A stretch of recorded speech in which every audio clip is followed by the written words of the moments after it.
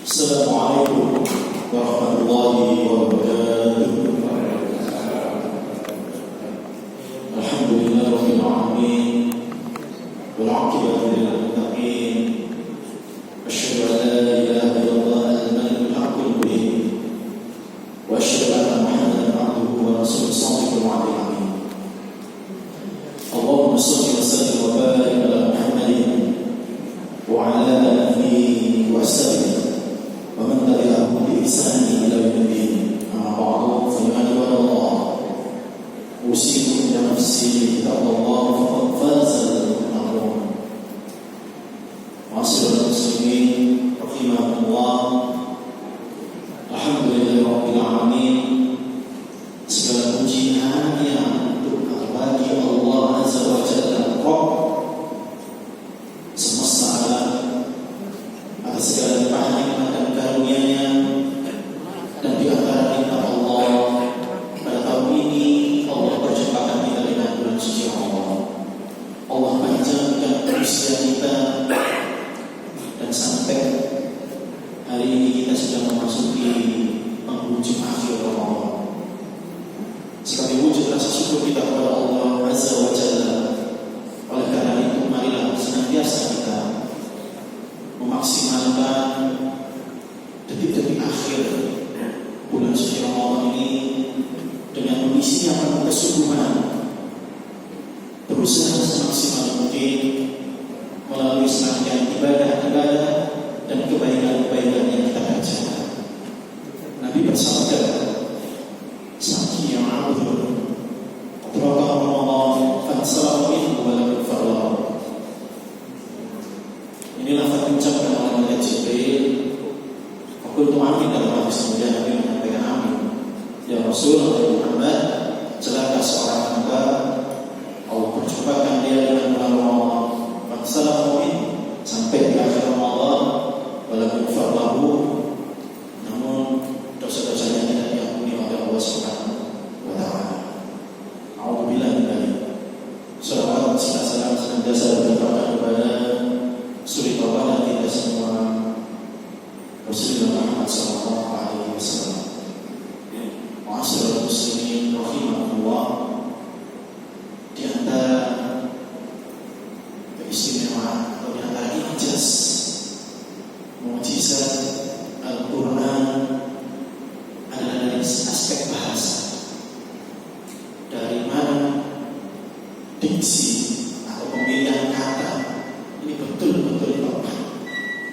Ini menunjukkan bahwa Al-Quran betul-betul diturunkan oleh Tuhan, oleh Allah, dan Allah dalam Al-Quran tersebut Allah ingin menunjukkan di antara tanda-tanda kebesaran dan kekuasaannya.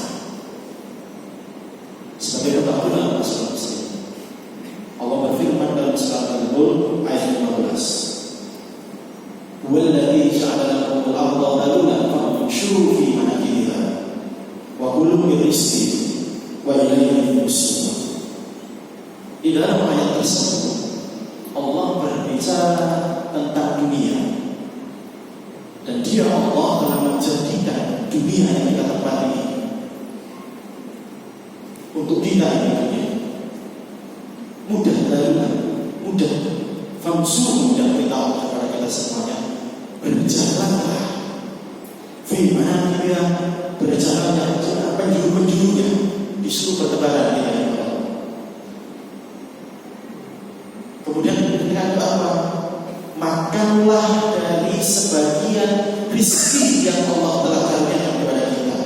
Tapi kemudian Allah ingatkan bahwa kita nanti akan dibangkitkan kembali oleh Allah Subhanahu wa taala. Allah menggunakan diksi dalam ayat ini, dalam topik dunia Allah menggunakan kalimat diksi famshu, berjalan, sebagai perbandingan yang tidak boleh dikait. Yang kedua, masalah tersebut dalam surat Al-Jumu'ah ayat 9, "Ya ayyuhalladzina amanu idza nudiya lis-salati min yaumil jumu'ah fas'au ila dzikrillahi wa dharul bai'a dzalikum khairun lakum in kuntum ta'lamun." Allah, wahai orang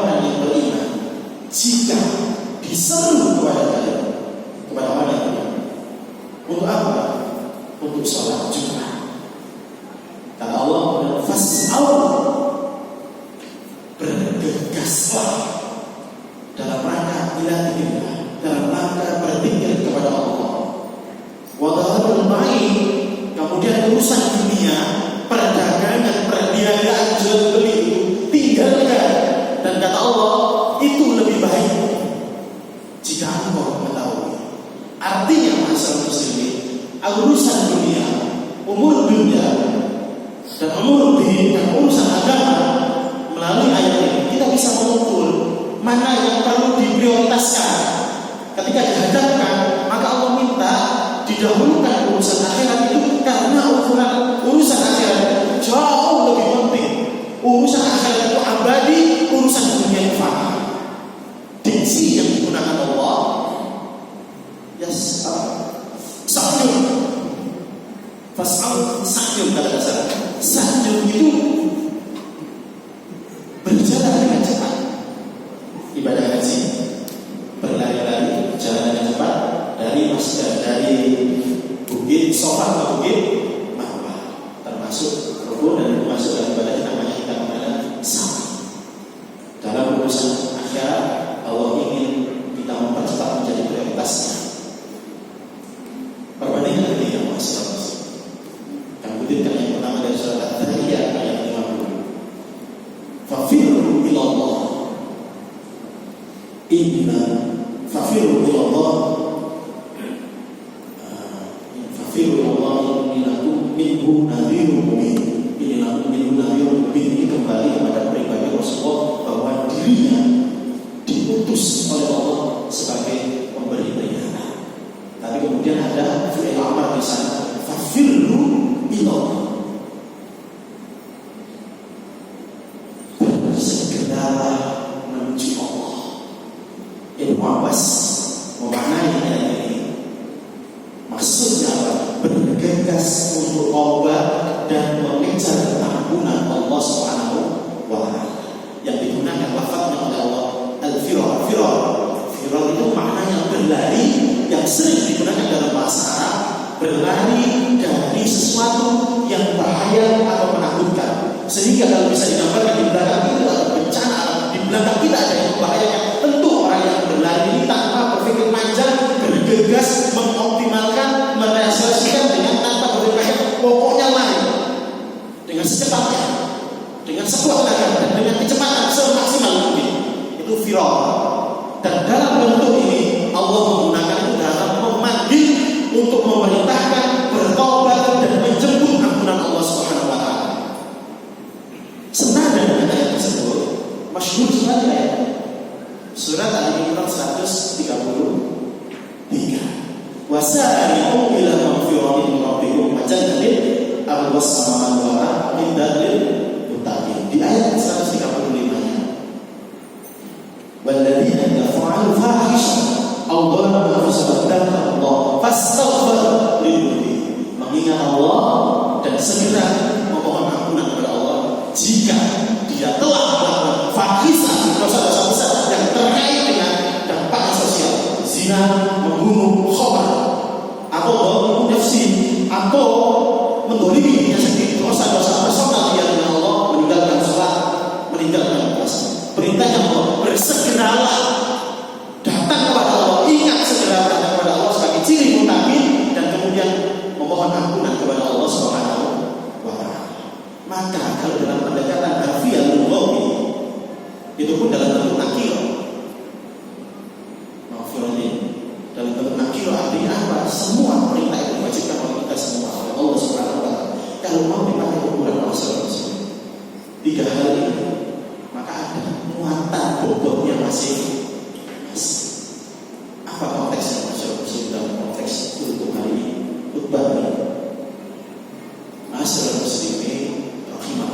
Pertanyaannya, kapan kita ini harus istighfar dan memperbanyak memohon ampun kepada Allah Subhanahu wa ta'ala? Yang pertama, kapanpun, dimanapun, kalau itu bersegeralah, jangan tunda-tunda, karena ajal itu tidak datang tahu kapan kita mengetahuinya. Dasar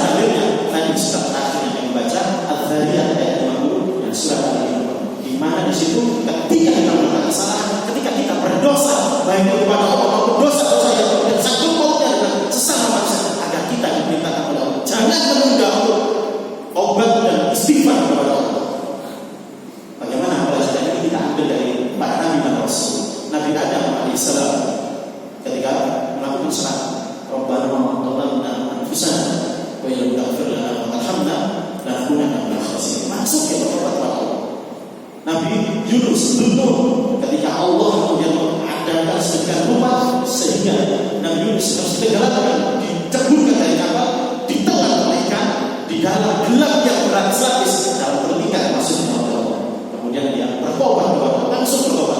Ingat sama-sama, la ilaha illa anta subhanaka inni kuntu minadh dhalimin. Rasulullah Muhammad sallallahu alaihi wasallam maksum Allah bebaskan, Allah hapus kesalahan dosanya. Manusia paripurna. Tapi kata Nabi dalam hadis Abu Hurairah, wallahi inni astaghfiru wa atubu ilaihi. Demi Allah aku tiap hari fil yaum, demi Allah aku tiap hari mengucap istighfar dan bertobat kepada Allah dalam setiap hari. Akthar min sab'ina maratan. Minimal kata Imam Nawawi, minimal Nabi istighfar dan mohon ampun 70 kali dalam satu hari, itu paling minimal. Lebih kata Nabi aku lebih dalam satu hari 70 kali mengucap istighfar dan mohon ampun kepada Allah. Ini Nabi Allah dan kita semua. Pertanyaannya, kita sampai semua. Yang kedua, masalah muslim. Memang kapanpun kita diperintahkan untuk memperbanyak istighfar oleh Nabi. Tapi ada waktu yang istimewa yang secara khusus Allah kemudian memilih sebagai kata para ulama golden time, waktu emas untuk kita mohon istighfar, mohon ampunan kepada Allah Subhanahu wa taala. Kanu qalilan min al-laili ma yaj'un wa bil ashari hum yastaghfirun. Mereka itu orang-orang muntakin, sedikit sekali tidur di malam hari, wa bil ashar, dan saat masuk kepada malam seperti yang malam terakhir, waktu sahar. Ramadan kita akrab dengan waktu ini. Tiap hari kita bangun untuk makan sahur. Waktu sahur apa mereka? Yastaghfirun, mereka banyak memohon ampunan kepada Allah. Ini kata para ulama, Ibnu Hajar Al-Asqalani mengatakan ini waktu yang sangat utama bagi seorang beriman untuk memanjatkan permohonan ampunan, istighfar, bertobat kepada Allah Subhanahu wa taala. Maka dalam hadis Abu Hurairah menyampaikan, tiap hari di dalam malam itu Allah turun ke langit dunia seperti malam terakhir. Kemudian Allah berfirman, siapa yang berdoa kepadaku tak kabulkan, siapa yang meminta aku beri, siapa yang memohon aku ampuni. Masyarakat muslimin rahimahullah. Dari yang ketiga, ini yang sering kali lupa. Sebagai penutup, Allah mensyariatkan di dalam ibadah-ibadah yang sebagian ibadah yang besar, Allah ketika selesai atau sudah berakhir untuk memperbanyak istighfar. Mari kita terus ibadah haji. Setelah puncak haji, wukuf di Arafah. Dalam surat Al-Baqarah ayat 199 Allah. Tsumma afidu min haitsu afadha an-nas wastaghfirullah innallaha ghafurur rahim. Bertolak, kemudian bertolaklah dari tempat di mana orang-orang bertolak, Arafah. Wastaghfirullah, dan memohon ampunlah kepada Allah. Ketika orang wukuf, ma'asyiral muslimin, selesai wukuf diperintahkan untuk istighfar. Sebagai contoh yang pertama. Contoh yang kedua, kita lakukan setelah baru saja nanti kita lakukan setelah sholat. Padahal dalam sholat, dalam doa kita minta ampunan kepada Allah. Dalam rukuk, dalam sujud, dalam duduk di antara dua sujud, kita ada doa-doa yang memohon ampun kepada Allah. Tapi pertanyaannya, bagaimana tuntunan Nabi? Karena Rasulullah Sallallahu Alaihi Wasallam tidak musaf min sholati istighfar selasa. Ketiga adalah hadis taubat. Saat menjadi Nabi ketika selesai sholat, maka dia mengucapkan istighfar 3 kali. Kemudian berlanjutkan Allahumma antas salam. Nabi tidak mengucapkan alhamdulillah. Nanti begitu itu ada alhamdulillah. Tapi setelah sholat Nabi istighfar 3 kali. Apa maknanya Mas? Maknanya sebagus apapun kita, sebaik apapun kita berusaha dalam ibadah, kita hamba yang lemah ini tidak akan sampai pada derajat kesempurnaan